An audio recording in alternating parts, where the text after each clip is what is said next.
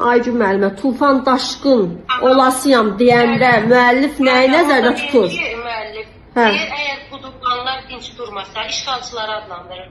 Tufan daşqın olasıyam. Burada Nuh tufanını nəzərdə tutur.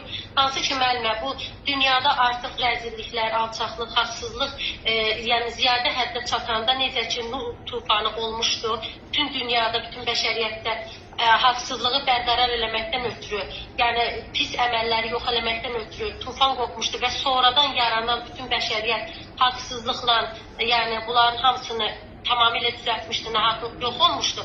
İndi deyir, mən də elə bir tufan olaram, yırtıcılar dünyasında burulğan salaram, nakam gedən mərdlərin qisasını alaram, aləmə yenidən gələrəm, anaların göz yaşını silərəm və bütün bəşəriyyətdə haqq bayrağımı, əbədiyyətimi bərqərar eləyərəm və o torpağımda hansı ki bu haqsızlıqdan yaranan ədalətsizliyi düzəldərəm deyir. Bu